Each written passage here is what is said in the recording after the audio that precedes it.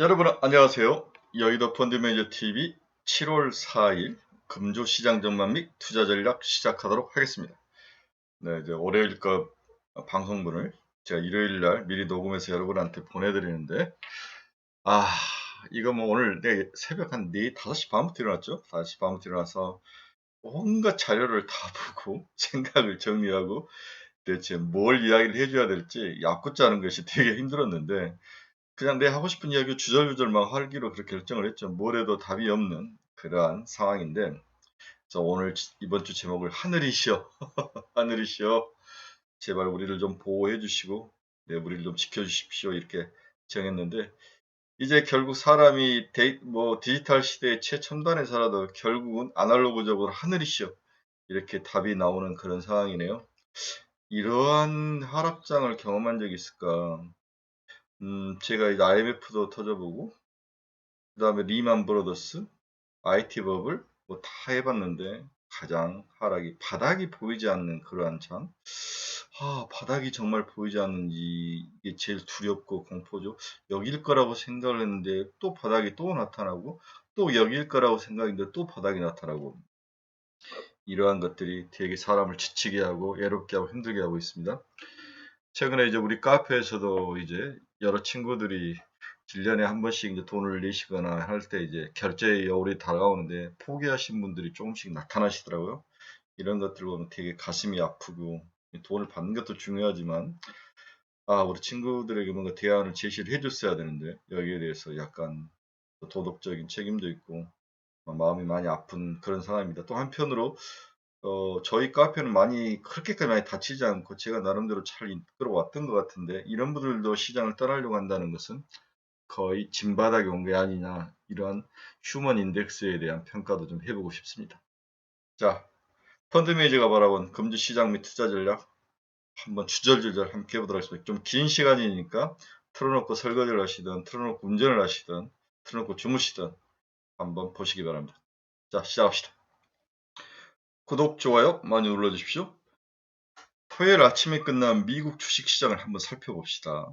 뭐 나쁘지는 않았어요. 끝이 굉장히 강하게 쳐 올려주는 그러한 모습으로 끝이 났었는데 다우는 1.05, 나스닥은 0.9, S&P 500은 1.06. 그런데 나스닥에서 이 필라델피아 반도체 지수는 어장이 나 있더라고요. 그래서 꾸준히 이 성장주에 대한 그러한 모습은 그렇게 좋지 않았었다. 그렇게 보여지는데 일단 금리가 좀 내려가고 나름대로 너무 많이 팔았다. 이 과매도에 대한 그런 반발 매수인데 전형적으로 이제 데드캣 바운스의 한 부분인데 데드캣 바운스도 너무 약하게 나온 것 같아요. 2, 3%씩은 더 올라줬어야 되는데 그런 아쉬운 점이 있었습니다. 그날 이제 금요일날 저녁에 끝난 유럽은 뭐 0.1, 프랑스는 0.14, 독일은 0.23. 나름대로 이제 이들은 바닥을 지켜주는 모습이 있고 아시아는 1.73 니케이, 상해 0.32, 항센 0.62, 상해까지도 빠지는 그러한 초약세장을 보이는 모습입니다. 한국과 대만이 가장 많은 유탄을 맞고 있는 상황이다. 이렇게 이해를 하시면 될 것 같습니다. 최근 시장에 나타난 코스피 매도 수량을 한번 봅시다. 1개월 동안을 보면 코스피는 5조 9천 거의 6조를 팔았죠. 1개월 동안 6조를 판 여유가 있을까 할 정도로 어마어마한 코스피 시장에서 매도 물량이 나오고 있는 상황입니다. 일주일간을 보면 약 5,700억 정도 팔았으니까 약간 이제 매도가 주는데 금융 투자가 이제 많이 파는 거죠. 이들이 하는 것은 전형적으로 선물, 옵션 이런 걸 떠나서 인덱스 쪽에서의 인버스 쪽으로 많이 사지 않았을까, 그리고 공매도를 많이 치지 않았을까 그런 생각이 들 정도입니다. 다음 코스닥 한번 봅시다. 코스닥에 보면은 굉장히 많은 것들을 팔았는데 이건 잘못 나오네. 이게 지금 1일분이고 네. 코스닥 일주일을 보면은 약 6,590억 정도를 판 그러한 모습이 나타나고 있습니다. 코스닥에서 외국인들의 매도가 지속적으로 꾸준히 나오고 있는 모습, 주로 IT라든지 이러한 최첨단 성장주 쪽, 최근에는 이제 2차 전지까지도 무너지는 그러한 모습이 나타나고 있죠. 안타까운 모습이 계속적으로 진행되고 있습니다. 최근에 우리가 이제 가장 깊게 보고 있는 게 신용장고 지표인데 6월 14일 21조에서 지금 어떻게 되느냐. 거의 신용장고 17조까지 빠졌죠. 21조에서 7조를 빠졌으니까 4조가 신용장구가 털린 모습인데, 털린 이후에는 뭐 그렇게 또 신용장구가 그렇게 또 많이 털리지 않고 남들이 15조까지 털려야 된다 이런 이야기. 왜 15조냐? 그건 저도 모르죠. 그런 이야기가 나오고 있는데, 일단은 신용장구가 17조까지 빠진 이후 옆으로 좀 횡보하고 있는 모습, 그런 모습이 나오고 있는데, 이미 팔 사람은 다 팔지 않았을까 그런 생각이 들어서 여기서 17조를 유지하면서 옆으로 지속적으로 좀 횡보하면서 살짝 다시 신용장구가 올라오는 모습이 나타나야 되는데, 여기서 털리면 15조까지 털리면 지수는 2100까지 내려갈 확률, 이러한 것들이 막 섞여 있는 중요한 터닝 포인트다. 이번 한 주가 그렇다, 이렇게 보셔야 될 것 같습니다. 최근 이틀간 외국인들이 매수한 종목을 보면 현대차, LG화학, 두산에너빌리티, 네이버, 삼성중업, 현대미포, SK하이닉스, KB금융, 셀트리온, 우리금융 이런 종목을 많이 샀죠. 6월 30일. 7월에는 코덱스 200, S51, LG화학이 지금 겹쳐서 나오죠. 그렇죠? 네, 계속해서 LG화학, 두산에너빌리티, 한국우주항공, 아모레퍼시픽 이러한 대형 우량주들을 조금씩 사고 있는 모습은 보입니다. 반대로 외국인이 아니죠. 국내 기관들을 한번 보면, 국내 기관은 뭘 사고 있느냐. 외국인들이죠. 외국인들이 코스닥에서 사는 모습을 보면 삼강 MNT, 레고캠바이오, 카카오게임즈, 나노신선수, ABL바이오 이런 것들을 사고, 또 이틀에 걸쳐서 나노신소재, 첨보, LX세미컴, 우림, PTS, 아프리카TV 이러한 것들을 샀는데, 대주전자도 사고, 정말 뭔가 어떤 방향성 없이 막 이것저것 사는 듯한 느낌. 그렇죠? 뭔가를 꾸준히 사는 듯한 것이 보이지 않는. 첨보는 그 전날도 사고 또 그날 이틀에 걸쳐서 좀 많이 사는 모습. 아프리카 TV도 그렇죠. 이런 것들은 너무 많이 팔았기 때문에 환매수하는 측면도 있는 것 같고요. 동학이요. 2차전지 쪽에서 전액 기업들을 좀 사는 모습. 에코프리 비임도 살짝 발을 담고, 많이 담그냐? 23억밖에 안 되죠. 이런 모습, 뭔가를 찾아내기가 쉽지 않은 그런 모습이 나타나고 있다, 이렇게 볼 수 있습니다. 자, 이번 주에 한번 봅시다. 바닥은 어디까지일까? 대체 바닥은 어디까지일까? 이 부분이 가장 중요하죠. 과거 11번의 경기 침체 때 S&P 500 지수가 고점 대비 평균 26% 하락한 점을 근거로 경기 침체 가능성이 거의 80% 주가에 이미 선반영됐다고 분석하는 시각이 다소 우세하였습니다. 그러나 올해 들어 벌어진 투매 현상이 상당 부분은 경기 침체 리스크가 아니라 페드의 금리 인상의 직접적 영향 때문에 있다고 반박하는 사람들이 나타나기 시작했죠. 따라서 비관적으로 보는 애널리스트 사이에서는 경기 침체가 주가에 반영된 부분은 80%가 아니라 20%밖에 되지 않는다. 추가로 경기 침체가 시장에 반영되면서 주가는 더 박살 날 것이다. 이렇게 이제 애널리스트들이 많이 이야기를 하죠. 지금 제가 쓴 자료는 여러 애널리스트 글들을 다 모아서 제가 재조합한 건데, 아직 경기 침체 전망이 주가에 충분히 반영되지 않을 수 있다라고 해석을 하는 그러한 애널리스트들이 늘기 시작했다는 거죠. 그렇다면 주가는 추가 하락할 가능성, 이게 높아 보입니다. 6월 초까지는 기준금리 인상이 채권금리를 밀어올리고 미래 이익에 대한 주식의 밸류에이션, 평가 가치를 떨어뜨리면서 성장주를 중심으로 급락을 했죠. 이후 투자가들이 금리 인상에 따른 경기 침체 가능성에 눈을 뜨면서 채권 금리가 떨어지고, 이제 반대로 채권 금리가 떨어지고 그동안 상방했던 경기 순환주가 더 큰 타격을 받기 시작한 모습이 나타나죠.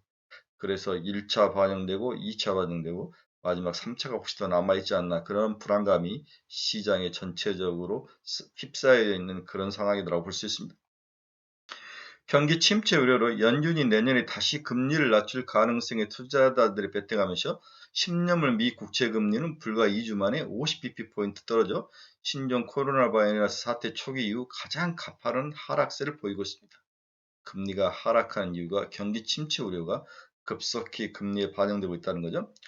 그동안 경기 침체 가능성을 무시하던 올가의 애널리스트들도 이달 들어서 기업의 향후 이익 전망에 대해서 낮춰잡기 시작한 거죠. 결론적으로 아직 경기 침체라는 커다란 몬스터의 침공에 대한 가격 하락이 완전히 주가에 선반영된 것은 없으며, 이를 막을 방안도 미국이 가지고 있지 않아서 향후 심각한 상황으로 이어질 가능성이 보여진다. 주가는 추가 하락 가능성에 더 열어놔야 되는 게 아닌가가 일반적인 오늘 아침에 나온 모든 리포트들이 기본적으로 하는 이야기다라고 정리해 볼 수 있습니다. 두 번째, 우리의 이제 또 다른 고민은 인플레이션이 지금 잡히고 있는 것인가? 그렇죠? 물론 숫자가 살짝 꺾여서 나오긴 하지만 이게 완벽하게 인플레이션을 잡는 모습은 아니라는 거죠. 미국 CPI에 선행하는 미국 가솔린 가격은 2주 연속 하락을 하고 있습니다. 가솔린 가격이 올라가다가 빡 꺾이고 있죠. 6월 ISM 제조업 물가지수도 3개월 연속 하락을 하는 모습이 나타나고 있습니다. 인플레이션 정점 통과 가능성이 높아진 시기에 진입했다고 보는 시각이 일단 존재를 하죠. 그러나 경기가 여전히 문제로 남아 있습니다.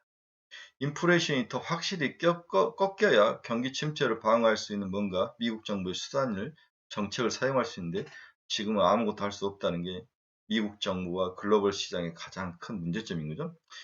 미국 6월 ISM 신규 주문과 재고지수 스프레드가 마이너스 6.8%죠.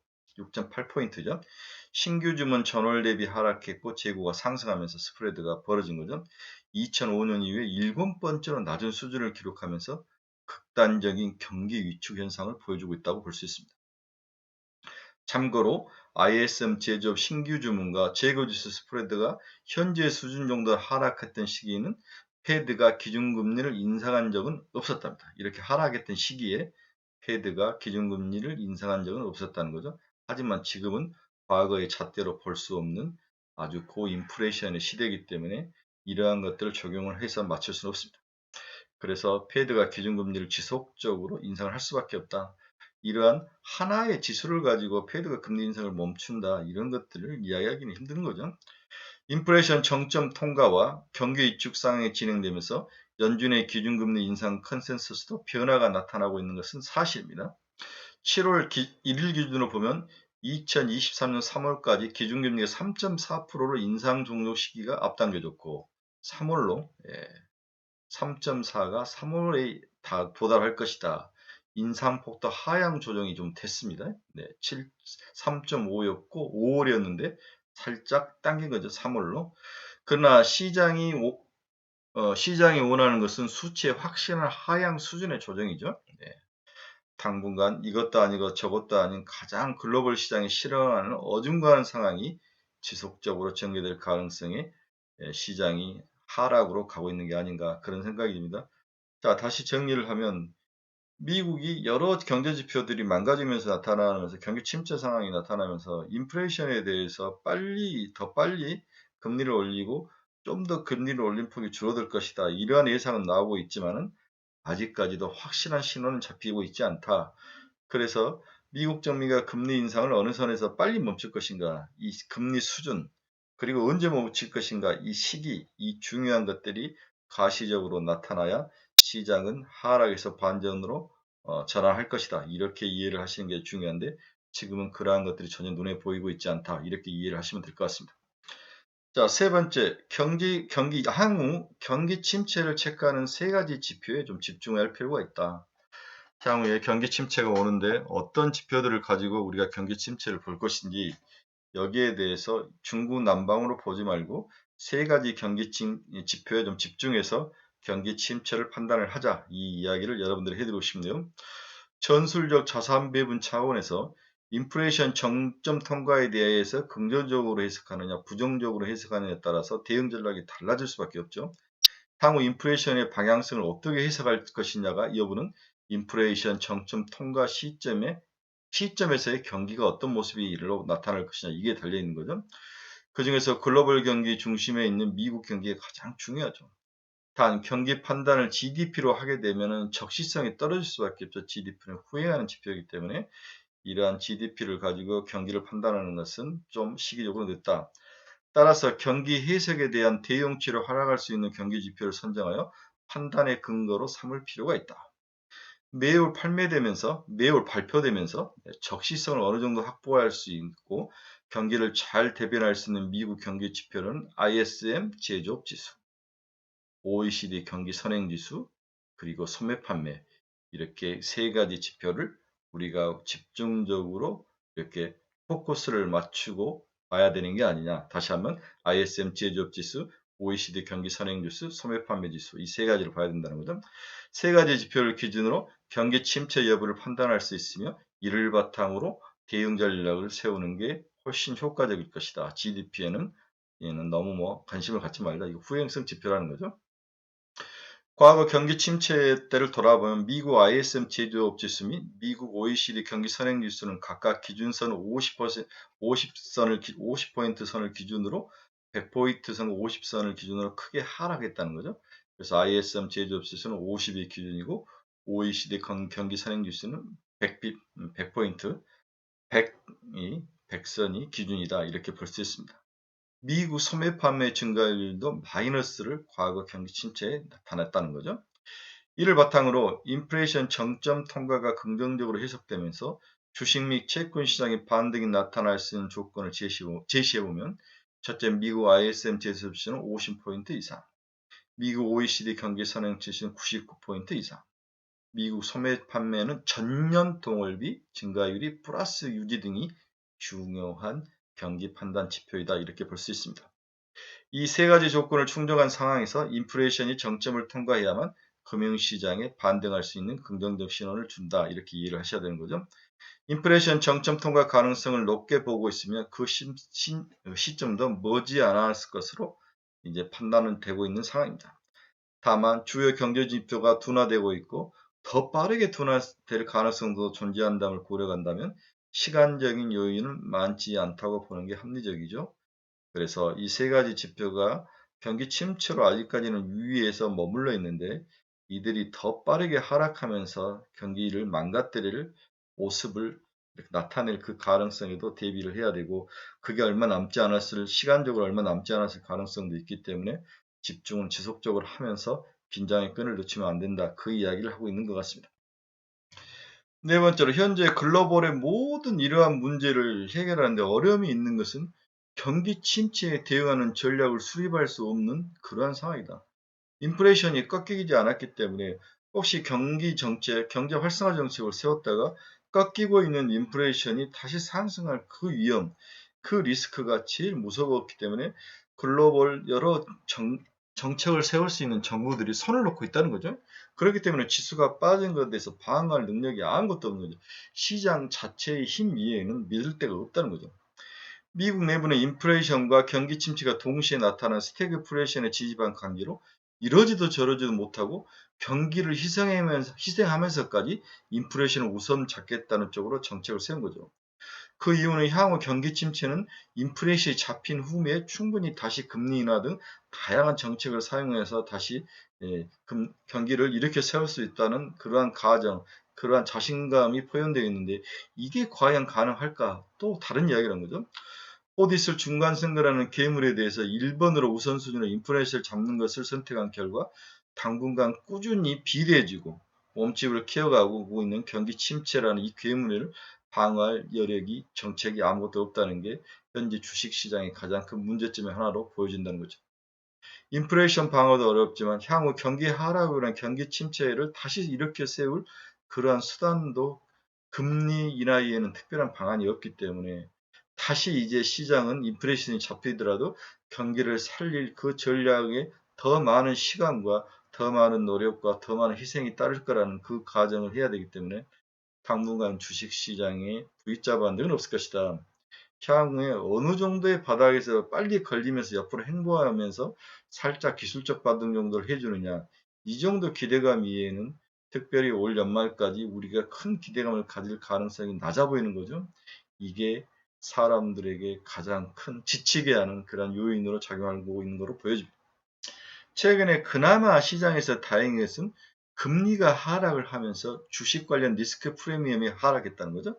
즉 주식을 사고 싶은데 너무 주식이 이 금리라든지 이런 거에 대해서 매력이 없어지는 그러한 것이 주식 리스크 프리미엄이 올라갔다 그런 의미로 해석하는데 주식의 매력 포인트가 완전히 바닥에 떨어졌는데 금리가 하락하면서 주식의 매력 포인트가 조금씩 올라온다. 이러한 이야기로 해석을 하신 게 맞는 것 같아요. 최근 미국 10년물 국채금리는 6월 3.5%를 정점으로 현재 2.9% 내려왔고 국내 10년물 국채금리도 3.8에서 3.5%로 하락을 했습니다. 좋은 상황이 아니긴 하지만 그나마 기대해 볼 수 있는 측면이라는 거죠. 그렇죠? 급등했던 주식시장의 리스크 프리미엄이 다소 하락 전환할 가능성은 남아 있습니다. 리스크 프리미엄이라는 것은 주식의 매력 포인트가 빵이라는 거죠. 낮다는 거죠. 현재 코스피 할인율은 약 11.1%로 2005년 이후 최상단 수준까지 상승해 있는 상황이다. 즉 주식의 매력 포인트가 반대로 바닥에 있다. 그런 의미로 해석을 해야 되는 거죠. 네. 금리가 하락해 일단 코스피 할인율이 줄고 성장주에 대한 매력이 증가하기 때문에 적절한 금리 하락이 꼭 필요하나 이는 반대로 또 경기 침체를 암시하고 있어 양날의 칼로 작용하는 아주 해결하기 어려운, 해석하기 어려운 그러한 포인트다. 금리라는 게 이만큼 다루기가 어렵고 해석하기 어려운 거죠. 일단은 미국과 한국 금리가 하락하면서 바닥에 있는 주식의 매력 포인트, 즉 리스크 프리미엄이 하락할 확률은 있어 보인다. 이게 그나마 다행이다. 따라서 자발적으로 자생적으로 바닥을 형성하는 것을 기다릴 수밖에 없는 그런 처지에 있는데 금리 하락이 여기에 좀 도움을 주고 있다. 이렇게 이해를 하시면 될 것 같습니다. 미국과 한국의 금리가 장기적으로 살짝 꺾여서 이제 내려오는 그러한 모습이 나타나죠. 미국 10년물, 한국 10년물 국채금리 그래프입니다. 주식시장 리스크 프리미엄이 하락 반전을 했다는 점을 기대해 볼 수 있다. 리스크 프리미엄이 여기까지 올라와 있는데 그렇죠? 네. 코스피 할인율이 올라왔다는 것은 주식시장에 매력이 없다는 거죠. 이 할인율이 꺾여야 사람들이 주식시장에 매력 포인트가 있다 이렇게 이해를 할 수 있는데 이제 금리가 하락을 하면서 이 매력 포인트가 좀 나타나면서 주식 할인율이 살짝 밑으로 내려오는 상황. 이제 시그마 이제 이 최상단인 거죠. 네. 시그마 스탠다드 디비에이션 더했을 때 12.2%이다. 평균과 스탠다드 디비에이션을 더하는 게 12.2% 되는 거죠. 굉장히 어려운 상황입니다. 에버리지가 10.3이었다는 거죠. 그렇죠? 네.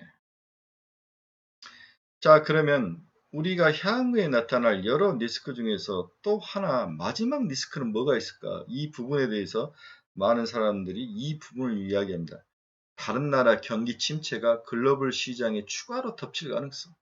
리스크가 전혀 생각지 않았던 글로벌의 큰 덩치들이 큰 침체에 빠지면서 글로벌 시장의 회복을 더디게 할 가능성. 다른 나라에 불거진 경제 리스크가 미국으로 전이될 가능성이 지금 시장에 제기 중에 있다. 월스트리트가 정언하는 첫 번째 국에는 일본이죠. 일본이 국제금리 상승을 용인할 수밖에 없는 시나리오라는 거죠. 일본의 국제금리가 상승할 것을 용인할 수밖에 없는 시나리오. 신문에 따르면 미국 헤지펀드들은 일본 중앙은행인 뱅크 오브 재팬이 국채금리를 통제를 포기할 가능성에 크게 베팅하고 있다는 거죠. 금리가 상승해서 올라올 그 가능성. 이것을 일본 중앙은행이 통제할 수 없다면은 지금 글로벌 헤지펀드들이 일본 국채 금리 상승, 즉 일본 선물 시장에서 매도를 치고 있다는 거죠. 헤지펀드들의 예측이 맞다면 일본 국채 금리가 앞으로 치솟고 이렇게 되면 엔화 강세로 돌아선다면 글로벌 시장이 요동을 칠 것이다.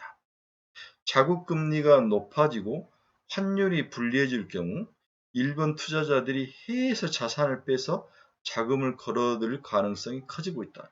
이게 글로벌 시장에 가장 큰 남아있는 몇 안 되는 큰 요동을 칠 수 있는 글로벌 시장에 충격을 가할 수 있는 그런 마지막 한 방이다. 이렇게 보는 거죠. 일반 국채금리가 오르면 밖에 나가 있는 일본의 여러 돈들이 자국에서도 그 매력적인 금리가 있기 때문에 돈을 빼서 철수했을 경우 그 다음에 일본 통화가 지금 약세이기 때문에 해외에 많이 돈들이 나가 있고 저금리를 바탕으로 이렇게 아비트레이드를 많이 하는데 국제금리가 올라가고 일본 엔화가 다시 강세로 돌아왔을 때는 외국에서 투자했던 돈들이 다시 일본으로 빠져왔을 때 선진국, 중국, 한국 이런 쪽에서 충격을 받을 가능성 이런 가능성에 대해서 외국인 헤지펀드들이 지금 거기에 배팅을 하고 있다는 무서운 이야기가 나오는 거죠. 또한 유럽발 채무 위기 가능성도 배제할 수 있습니다. 유럽의 골칫거리는 이탈리아죠. 이탈리아가 재정위기에 빠졌을 때 외국의 여러 나라들이 과연 이탈리아 채권을 사줄 수 있느냐. 자기들도 지금 힘들고 자기들도 지금 인플레이션으로 돈이 필요하고 통제가 필요한데 돈을 찍어서 그들의 채권을 사줄 수 있을 것이냐. 채권을 사줄 수 없어 돈을 지금 걷어들이는데 반대로 돈을 밖으로 뺄 수가 있는 것이냐. 이러한 상황. 이 두 가지의 가장 큰 침체 요인이 향후에 남아있는 마지막 피니시브로 시장을 한 방 더 매길 수 있는 하락으로 끌고 갈 마지막 어두운 그런 부정적인 요인이다. 이렇게 해석하는 그런 분석들이 최근에 나오고 있는 점을 여러분들이 기억을 좀 하셔야 될 것 같습니다. 자, 그러면 다시 한국 시장으로 돌아옵시다. 한국 시장의 리스크는 뭐가 남아있을까?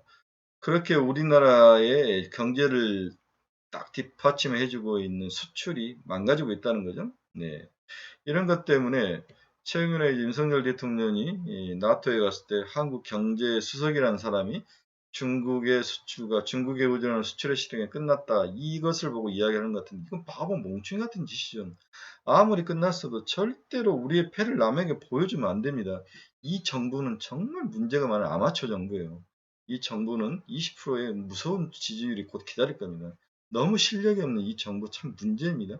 이 정부의 실력 없으면 오늘의 이 주식시장을 이렇게 팽개치고 망가치는 원인 중에 하나라는 저는 그런 생각도 드는데 일단 한국 수출을 속살 봅시다.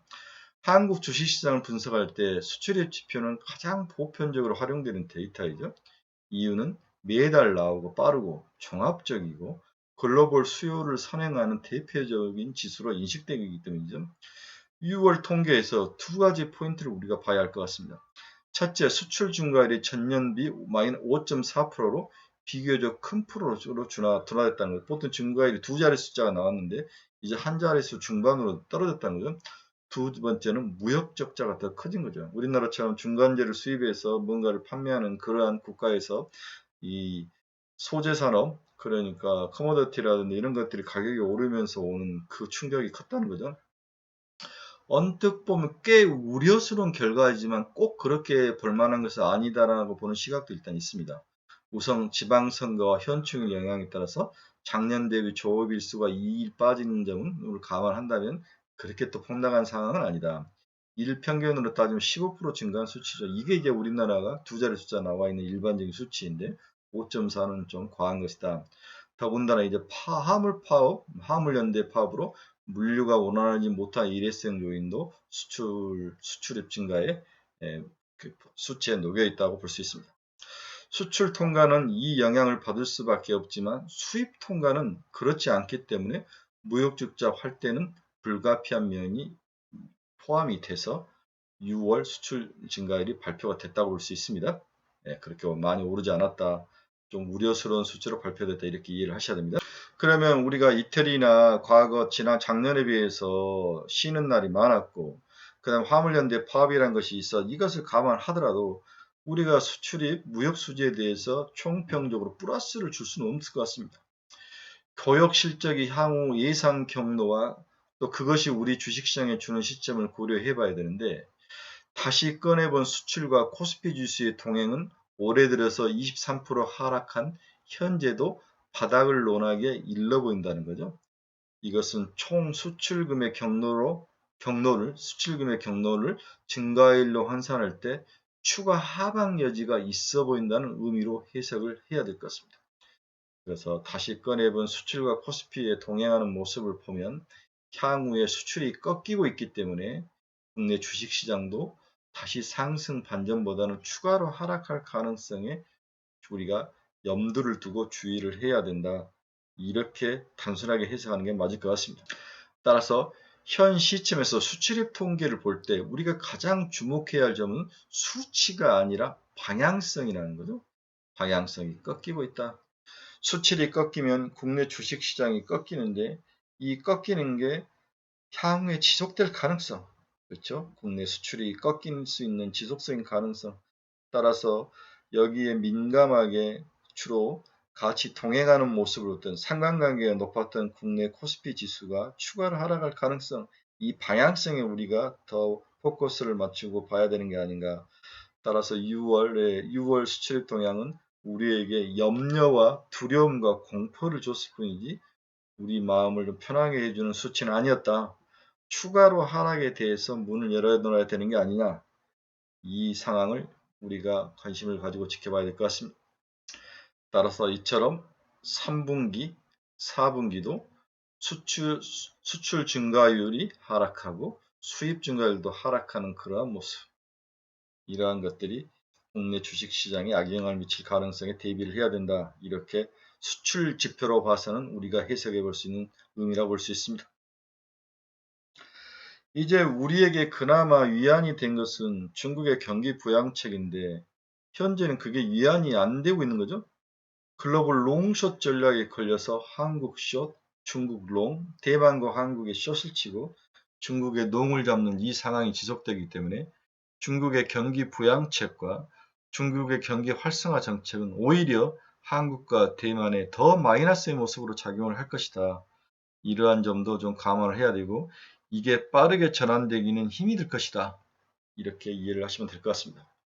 당장은 미국의 경기 및 통화량 지표 개선을 기반으로 한 주식시장의 리스크 프리미엄 하락을 기대하기는 쉽지 않아 보입니다. 아까 리스크 프리미엄이라는 것은 우리나라 매력도라는 거죠. 리스크 프리미엄이 올라가면 우리나라 매력도는 낮아지고 리스크 프리미엄이 떨어지면 우리나라 주식의 매력도는 올라간다. 이렇게 반대로 얘기를 해야 되는 거죠. 경기와 통화정책 측면에서 코스피 리스크 프리미엄을 낮출 수 있는 변화는 중국에서 지금 나타나고 있다. 이렇게 긍정적으로 해석하는 사람도 있습니다. 우선 중국 PMI 제조업 신규 지수에서 신규 주문 지수와 재고 지수 스프레드가 상승으로 지금 바뀌어져 있는 거죠. 상승 시 코스피 할인율이 하락을 했다는 거죠. 네, 지금은 상승이고 한국의 할인율은 어느 정도 하락하는 모습, 매력이 좀 살아나는 모습을 보이고 있다. 중국 6월 PMI 제조업 신규 주문 지수와 재고 지수 스프레드는 플러스 1.8로 2개월 연속 상승을 하면서 우리나라 코스피 할인율이 조금 떨어지는 그런 모습을 보이고 있다. 이렇게 중국과 한국의 주식에 비교하는 그런 애널리스트는 이야기를 하고 있습니다. 한편 중국 시중 유동성이 증가하면서 코스피 할인율은 하락을 한 거죠. 예, 유동성이 증가하고 있다. 돈을 많이 풀수록 국내 코스피의 할인율은 떨어진다. 매력 포인트가 증가한다. 중국 GDP 대비 민간 신용 비중의 12개월 변화율은 꾸준히 반등하면서 2021년 3월 이후 처음으로 플러스권에 근접해 있다. 중국의 민간 신용이 증가하고 있다는 것은 좋은 일이죠. 하지만 늘 고민이 글로벌 롱숏 전략에 걸려서 이러한 것들이 다 오히려 중국 쪽으로만 돈이 흘러가고 국내와 대만에서 돈이 빠져나가는 그러한 현상을 부추기고 있는 오히려 안 좋은 모습으로 작용을 하고 있다는 게 안타까운 일이죠. 최근 국내 증시 할인율이 급등한 이유는 미국에 있지만 저는 중국에 있다고 보는데 여기는 또 미국이라고 보는 측면도 있네요. 급등한 할인율을 낮출 수 있는 실마리는 중국에서 찾아낼 수 있는 시기라고 판단된다. 이렇게 또 긍정적으로 보는 시각도 있는데 저는 이 애널리스트의 시각에 동의하지 않았죠. 글로벌 롱숏 전략에서는 중국 롱, 중국이 매력적에서 매수를 잡고 대만과 한국을 숏으로 잡는 이 상황은 당분간 여름이 지날 때까지 풀리지 않을 것이다. 이렇게 봐야 될 것 같습니다. 이 파란색의 중국 PMI 신규 주문과 재고지수 스프레드가 플러스로 돌아섰죠. 네. 한국 코스피 할인율은 이제 올라가다가 살짝 꺾일 것이다. 이 가정을 하는데 우리는 그렇게 동의를 하지 않았다는 거죠. 그렇죠? 네. 그래서 우리나라 자동차 업종이라든지 철강 건설 기계들이 살아날 것이다. 이러한 것들을 많이 이제 중국 분석가들이 쓰는데 저는 동의하지 않는다는 거죠. 역시 중국노, 한국대학만 쇼. 부양책의 수혜를 찾는 것은 아무런 의미가 없다. 이렇게 이해를 하시면 될 것 같습니다. 자, 그럼 우리의 또 다른 포커스는 이제 7월 초부터 발표될 기업 실적에 이제 모아져야 되는 거죠. 기업 실적이 어떠한 모습으로 모아질 것이냐, 이 부분은 굉장히 중요한데, 먼저 미국의 마이크론 테크놀로지가 충격적인 가이던스를 주면서 시장에 충격을 줬습니다. 이북이 실적을 발표하면서 우리에게 교훈을 줬는데 어떤 내용인지 한번 살펴보도록 하겠습니다. 미국의 마이크론 테크놀로지가 실적 발표를 했는데 컨센서스를 소폭 상회했습니다. 네. 얘들은 이제 3분기죠. 우리는 2분기고 서버, 오토, 산업 수요가 실적을 견인하면서 3월에서 우리의 이제 2분기와 똑같은 매출액과 난갭이라는 것은 여러 가지 뭐 상식적인 비용 떨국미라든지 이런 것을 제외했을 때 EPS는 86억 해보면 매출액은 86억 달러, EPS는 2.59 달러로 컨센서스를 소폭 상회하는 나름대로 좋은 수치를 보였습니다. DRAM과 랜드 빅그로스는 전분기 대비 10%대 초반 또 10% 후반까지 상승했으나 ASP는 모두 소폭 하락을 했습니다. 즉 Q는 늘어났는데 P에서 가격이 하락하면서 그렇게 매력적이지 않았다는 그 이야기를 하고 있는 거죠. 자, 1알파 DRAM 176단 랜드 비중이 확대가 지속됐으며 연말로 1베타 D램 232단 낸드 램프업이 예상이 되고 있습니다. 즉 알파와 베타는 같은 그러한 그 나노라도 더 첨단을 이야기하는 것 같아요. 176단에서 232단 첨단 제품이 많이 팔릴 수 있는 그러한 램프업 다음에 이 매출 증가는 예상을 하고 있습니다. 전분기 대비 부분 매출 성장을 보면 컴퓨터 네트워크는 약 13%, 모바일은 5%, 스토리지는 15%, 인베디드는 12%, 서버, 오토 산업 수요가 실적을 견인하고 있음을 보여주고는 있습니다. 재고는 109일 수준으로 전분기 대비 4일 감소하면서 2분기 실적은 나름대로 나쁘지 않는 모습. 우리나라 2분기가 미국은 3분기 좀 그렇게 나쁘지 않은 모습을 보였습니다. 그러나 문제는 이제 가이던스에서 터진 거죠. 마이크론 테크놀로지가 우리나라 3분기, 자기들은 4분기 가이던스를 줬는데 가이던스가 충격이 나타난 거죠. 빅그로스는 하락 전망, Q도 하락하고 수익성도 약한 Q와 P가 모두 하락하는 그런 모습으로 이제 전망을 해준 거죠. 수요도 불확실하다. 정말 세계 모두가 전부 다 마이너스적인 요인을 이야기를 하고 있습니다. 6월과 8월 가이던스 매출액은 72억 달러, 그로스 프라핏 마진은 42.5%, EPS는 아까 2.5달러였는데 2분기에 1.64달러로 컨센서스 2.6달러를 하이하는 거죠. 대폭 하이하는 그런 가이던스를 시장에 줬습니다. 이는 PC와 모바일 등 컨슈머형 수요 부진으로 인한 빅그로스 하락을 전환을 의미합니다. 즉 Q가 먼저 줄기 시작한 거죠. 북미 아이디언, 즉 북미의 여러 가지 종합 반도체 업체들의 서버 수요는 견조할 것으로 예상하고 있으나 최근 부각된 서버 OEM, 델이나 HP 오더컷이 나타나고 있고 인텔 신형 CPU 출시 지연 등을 감안시 고객사 재고 소진까지 신수요가 지연되고 서버형 DDR5 전환 시점 이연 등이 나타나면서 3분기인 가장 리스크한 가장 최악의 상황이 나타날 것이다. 이게 이제 시장에 미리 반영이 되면서 지금 반도체와 IT 기업들을 박살을 내고 있는 요인으로 작용하는 가장 큰 원인으로 분석되는 거죠. 동사는 가동률 조정을 통한 공급 축소를 추진하고 있으며 이제 Q를 조절하면서 P를 올리는 전략을 사용할 것 같은데 하반기 축적된 재고는 2023년 수요 대응에 활용할 방침으로 무리하게 밀어내지는 않겠다. 이렇게 이제 시장에 사인을 주고 있는데 이것도 지켜질지가 의문이죠. 이례적으로 차기 회계연도 카페소 축소 계획을 선공개한 점에서 가격 방어 의지를 다시 한번 확인할 수 있는 그러한 실적 발표 IR이었다. 이렇게 예상을 해볼 수 있습니다. Q를 줄이면서 P를 방어하겠다. 이게 이제 마이크론 테크놀로지의 기본 방어인데 삼성전자와 SK 하이닉스가 이런 모습으로 따라갈지 또 다룰지가 더 중요한 거죠. 2022년 공급량 축소에 따라서 D램과 랜드 빅그로스는 장기 성장률 15% 30%를 하회할 것으로 예상을 하고 있습니다. Q를 줄이면서 P를 늘리는 전략을 하겠다.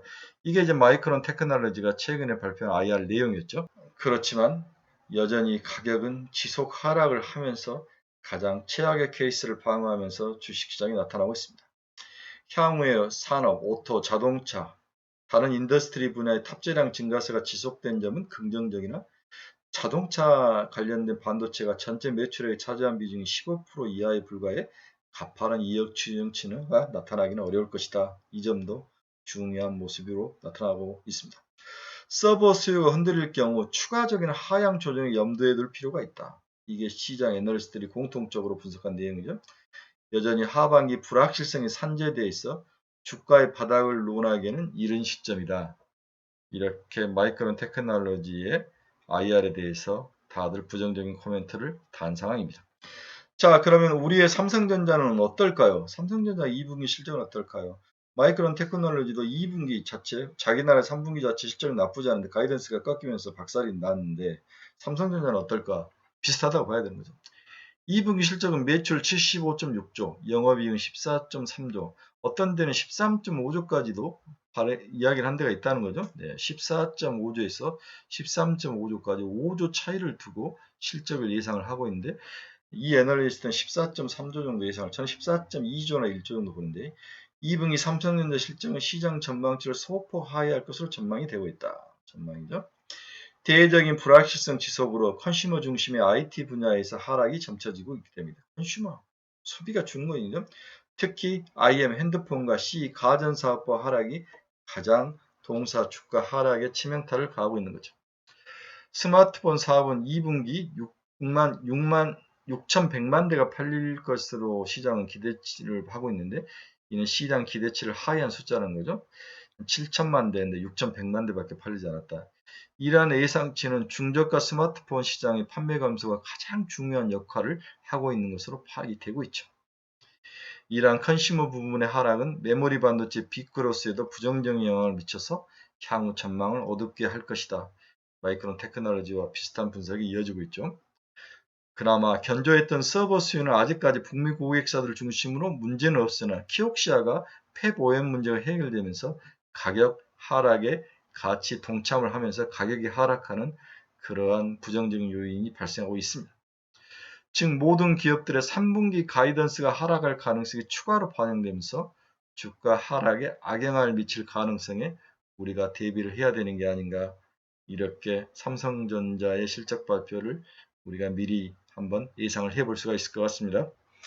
자, 삼성전자 1분기 실적은 14조, 2분기도 14.2조, 3분기는 15.8조, 4분기 15.8조인데 과연 이 15.8조 가이던스가 모두 다 그렇게 인정을 할 것이냐, 이게 핵심이라는 거죠. 저는 그렇게 보지 않았다는 거죠. 15조가 깨질 것이다. 13조 후반대 예상하는 확률이 많을 것이다. 가이던스가 낮아지면서 삼성전자는 한 번 더 충격을 받을 확률.